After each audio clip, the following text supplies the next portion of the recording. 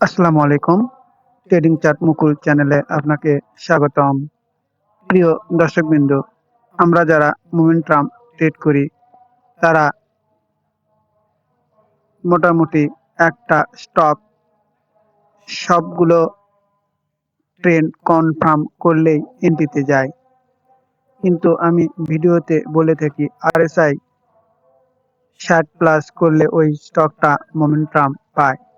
এটা সত্যি যে RSI 60 প্লাস পার হলে সেই শেয়ারটিতে মোমেন্টাম আসে। তারপরেও আমাদের দেখতে হয় অনেক কিছু। চলুন আমরা শেখার জন্য এই রূপালী ব্যাংকটাকেই পর্যালোচনা করি। দর্শক, আমরা যদি শর্ট টার্ম দেখি 10-20 উপরে অবস্থান করছে।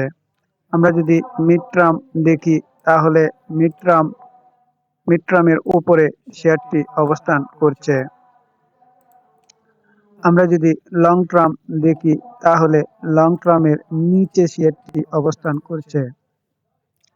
তাহলে এই শেয়ারটি শর্ট টার্ম এবং মিড টার্মের উপর অবস্থান করছে এবং লং টার্মের নিচে অবস্থান করছে। দর্শক, আমার যেটা বোঝানোর বিষয় সেটা হচ্ছে, আমরা যদি RSI 60 প্লাস দেখি তাহলে ধরে নিই যে সেই শেয়ারটি মোমেন্টাম পাইছে।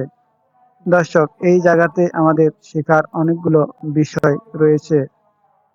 যদি ব্যাপারটা এরকম হতো যে শুধু ওই দুইটা বা তিনটা জিনিস জানলেই আমরা মোমেন্টাম ট্রেডিং করতে পারতাম, ব্যাপারটা দর্শক এরকম আসলে না। দর্শক, খেয়াল করেন, এই ক্যান্ডেলে দেখেন এর RSI হচ্ছে 63, কিন্তু এই শেয়ারের কি কি অসুবিধা রয়েছে এগুলোই আমি দেখাবো। দর্শক, একটু খেয়াল করেন। সেটা হচ্ছে, আমরা যদি একটি ট্রেন লাইন নিই তাহলে ট্রেন লাইনও আমরা দেখতে পারি এই শেয়ারটি ব্রেক আউট করেছে। এই ক্যান্ডেল দ্বারা ব্রেক আউট করেছে। তো এই শেয়ারটি অনেক দূর যেতে পারে, অর্থাৎ এই শেয়ারটির গন্তব্য এই পর্যন্ত হতে পারে, সেটা কোনো সমস্যা না। যেটা আমি বোঝাতে চাচ্ছি সেটা হচ্ছে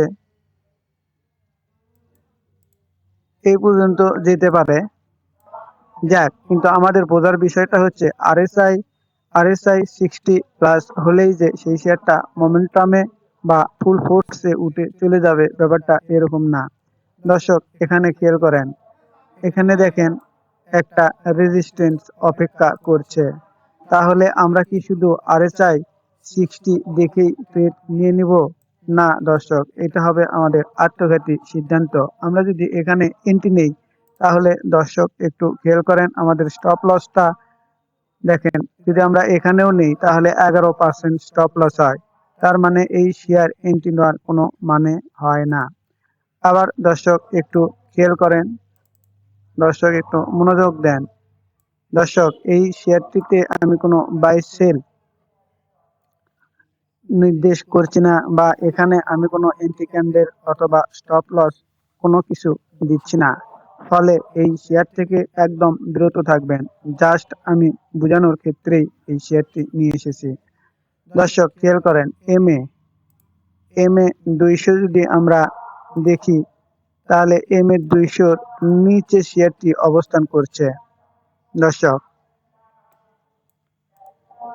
MA 200-র নিচে শেয়ারটি অবস্থান করছে, অর্থাৎ এই শেয়ারটি যদি আমাদের এখান থেকে এই পর্যন্ত যায় দর্শক, তারপরেও এটাকে আবার ব্রেক আউট করতে হবে।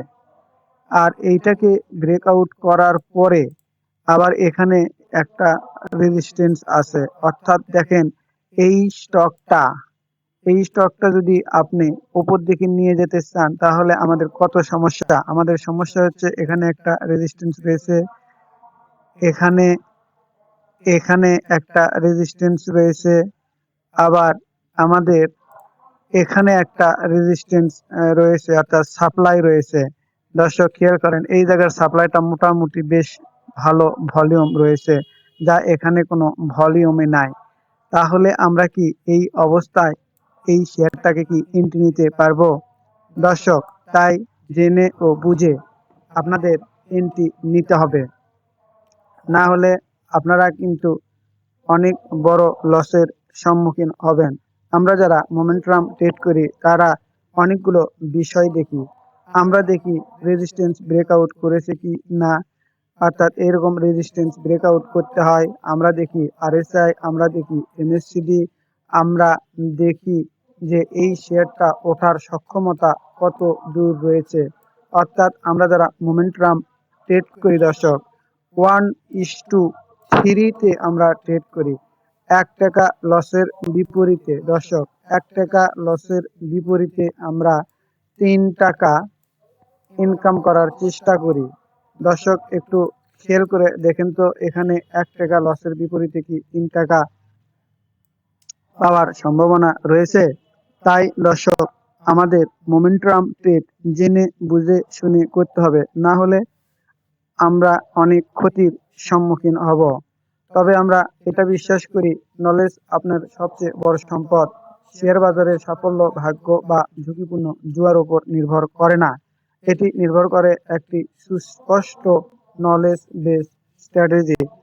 দর্শক এই শেয়ারটি শুধুমাত্র এই শেয়ারের ভিডিওটি শুধুমাত্র শেখার উদ্দেশ্যেই দেখবেন, কোনো রকম বাই সেল করবেন না। ধন্যবাদ। আসসালামু আলাইকুম।